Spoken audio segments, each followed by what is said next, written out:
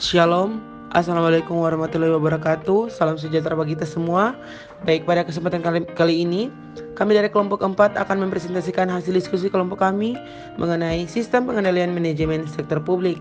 Namun sebelum kita masuk pada materi, izinkan saya memperkenalkan nama-nama anggota kelompok 4. Yang pertama ada Alan Wijaya Tangkeliku, yang kedua ada saya sendiri Vinky Irsandi Pudinaung, yang ketiga ada Faren Govara, yang keempat ada Asyura Pramesti, dan yang kelima ada Ayu Rufaida Lestari. Kita masuk pada materi yang pertama, yaitu pengertian sistem pengendalian manajemen. Sistem pengendalian manajemen adalah merupakan suatu proses untuk menentukan suatu sasaran agar seluruh fungsi dapat dilaksanakan sesuai dengan fungsinya. Sedangkan proses pengendalian manajemen adalah proses di mana manajer disuruh tingkatan memastikan bahwa orang-orang yang mereka awasi mengimplementasikan strategi yang dimaksudkan. Kemudian ada fungsi pengendalian manajemen. Di sini yang pertama adalah perencanaan, yang kedua koordinasi, yang ketiga komunikasi informasi, yang keempat pengambilan keputusan, yang kelima memotivasi orang-orang dalam organisasi, yang keenam pengendalian, dan yang terakhir penilaian kinerja. Oke, di sini ada pengendalian manajemen. Yang pertama ada pengendalian preventif atau preventive control. Dalam tahap ini pengendalian manajemen terkait dengan perumusan strategi dan perencanaan strategik yang dijabarkan dalam bentuk program-program. Kemudian yang kedua ada pengendalian operasional atau operational control. Dalam tahap ini pengendalian manajemen terkait dengan pengawasan pelaksanaan program yang telah ditetapkan melalui alat berupa anggaran. Anggaran digunakan untuk menghubungkan perencanaan dengan pengendalian. Lalu yang terakhir ada pengendalian kinerja. Pada tahap ini, pengendalian manajemen berupa analisis evaluasi kinerja berdasarkan tolak ukur kinerja yang telah ditetapkan. Lalu ada struktur pengendalian manajemen. Sistem pengendalian manajemen harus didukung dengan struktur organisasi yang baik. Struktur organisasi termanifestasi dalam bentuk struktur pusat pertanggungjawaban atau responsibility center. Pusat pertanggungjawaban adalah unit organisasi yang dipimpin oleh manajer yang bertanggung jawab terhadap aktivitas pusat pertanggungjawaban yang dipimpinnya. Suatu organisasi merupakan kumpulan dari berbagai pusat pertanggungjawaban. Selanjutnya, pusat-pusat pertanggungjawaban. Yang pertama ada pusat biaya atau expense center. Pusat biaya adalah pusat pertanggungjawaban yang prestasi manajernya dinilai berdasarkan biaya yang telah dikeluarkan. Suatu unit organisasi disebut sebagai pusat biaya apabila ukuran kinerjanya dinilai berdasarkan biaya yang telah digunakan, bukan nilai output yang dihasilkan. Pusat biaya banyak dijumpai pada sektor publik karena output yang dihasilkan seringkali ada akan tetapi tidak dapat diukur atau hanya dapat diukur secara fisik, tidak dalam nilai rupiahnya. Contoh pusat biaya adalah Departemen Produksi, Dinas Sosial, dan Dinas Pekerjaan Umum. Lalu, yang kedua ada pusat pendapatan atau revenue center. Pusat pendapatan adalah pusat pertanggungjawaban yang prestasi manajernya dinilai berdasarkan pendapatan yang dihasilkan. Contoh pusat pendapatan adalah Dinas Pendapatan Daerah dan Departemen Pemasaran. Lalu yang terakhir ada pusat laba atau profit center. Pusat laba adalah pusat pertanggungjawaban yang membandingkan input atau expense dengan output atau revenue dalam satuan moneter. Kinerja manajer dinilai berdasarkan laba yang dihasilkan. Contoh BUMN dan BUMD, objek pariwisata milik Pemda, bandara, dan pelabuhan. Pusat investasi adalah pusat pertanggungjawaban yang prestasi manajernya dinilai berdasarkan laba yang dihasilkan, dikaitkan dengan investasi yang ditanamkan pada pusat pertanggungjawaban yang dipimpinnya. Contoh pusat investasi adalah Departemen Riset dan Pengembangan dan Balitbank. Pengendalian manajemen berfokus pada pusat pertanggungjawaban karena pusat pertanggungjawaban merupakan alat untuk melaksanakan strategi dan program-program yang telah diseleksi melalui proses perencanaan strategik. Pusat-pusat pertanggungjawaban organisasi mempunyai peran yang sangat penting dalam melakukan perencanaan dan pengendalian anggaran. Beberapa fungsi Departemen Anggaran. Yang pertama menetapkan prosedur dan formulir untuk persiapan anggaran. Yang kedua mengordinasikan dan membuat asumsi-asumsi sebagai dasar anggaran. Yang ketiga membantu mengomunikasikan anggaran ke seluruh bagian organisasi. Yang keempat menganalisis anggaran yang diajukan dan membuat rekomendasi. Yang terakhir menganalisis kinerja anggaran yang dilaporkan, menginterpretasikan hasil dan menyiapkan ikhtisar laporan untuk manajer pusat pertanggungjawaban. Proses pengendalian manajemen sektor publik dapat dilakukan secara formal maupun informal.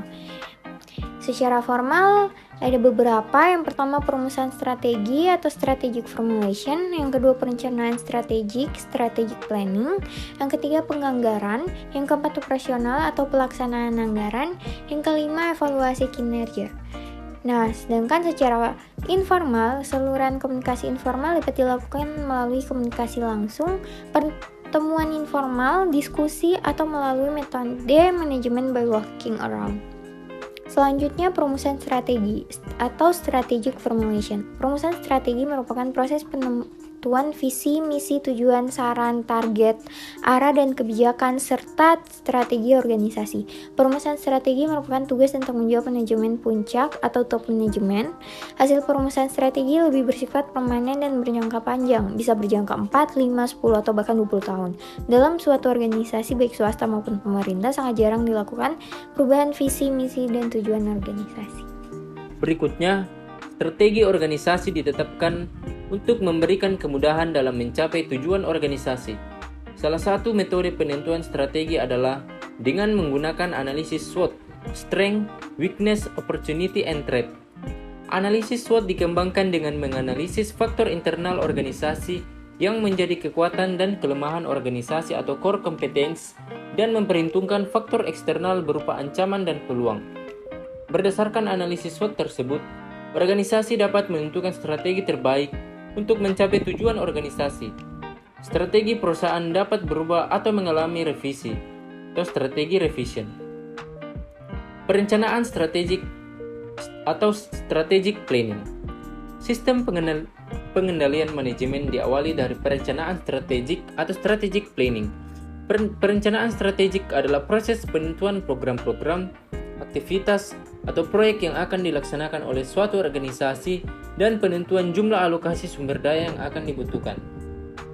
Perbedaannya dengan perumusan strategi adalah perumusan strategi merupakan proses untuk menentukan strategi, sedangkan perencanaan strategik adalah proses menentukan bagaimana mengimplementasikan strategi tersebut. Hasil perencanaan strategik berupa rencana-rencana strategik atau strategic plans. Perencanaan strategik merupakan proses menurunkan strategi dalam bentuk program-program. Selanjutnya, manfaat perencanaan strategik bagi organisasi. Manfaat yang pertama, sebagai sarana untuk memfasilitasi terciptanya anggaran yang efektif. Kedua, sebagai sarana untuk memfokuskan manajer pada pelaksanaan strategi yang telah ditetapkan. Yang ketiga, sebagai sarana untuk memfasilitasi dilakukannya alokasi sumber daya yang optimal, efektif, dan efisien. Yang keempat, sebagai rangka untuk pelaksanaan tindakan jangka pendek short-term action. Kelima, sebagai sarana bagi manajemen untuk dapat memahami strategi organisasi secara lebih jelas. Dan yang keenam, sebagai alat untuk memperkecil rentang alternatif strategi. Tujuan utama perencanaan strategik adalah untuk meningkatkan komunikasi antara manajer puncak dengan manajer level di bawahnya. Penganggaran. Apabila tahap perencanaan strategik telah selesai dilakukan, tahap berikutnya adalah menentukan anggaran. Tahap penganggaran dalam proses pengendalian manajemen sektor publik merupakan tahap yang dominan. Proses penganggaran pada organisasi sektor publik memiliki karakteristik yang agak berbeda dengan penganggaran pada sektor swasta. Perbedaan tersebut terutama adalah adanya pengaruh politik dalam proses penganggaran. Penilaian kinerja. Tahap akhir dari proses pengendalian manajemen adalah penilaian kinerja. Penilaian kinerja merupakan bagian dari proses pengendalian manajemen yang dapat digunakan sebagai alat pengendalian. Pengendalian manajemen melalui sistem penilaian kinerja dilakukan dengan cara menciptakan mekanisme reward dan punishment, sistem pemberian penghargaan atau rewards, dan hukuman atau punishment digunakan sebagai pendorong bagi pencapaian strategi. Jadi kesimpulannya, sistem pengendalian manajemen sektor publik sangat penting dalam memastikan bahwa organisasi sektor publik dapat mencapai tujuan mereka secara efektif dan efisien, serta menjaga akuntabilitas dan transparansi dalam penggunaan sumber daya publik. Oleh karena itu, organisasi sektor publik harus berusaha untuk mengembangkan dan memperbarui sistem pengendalian manajemen mereka secara teratur agar tetap relevan dan efektif. Thank you. Sekian dari kelompok kami. Bila ada salah kata dan tulisan, mohon dimaafkan. See you on the next video. Jangan lupa like, comment, and subscribe.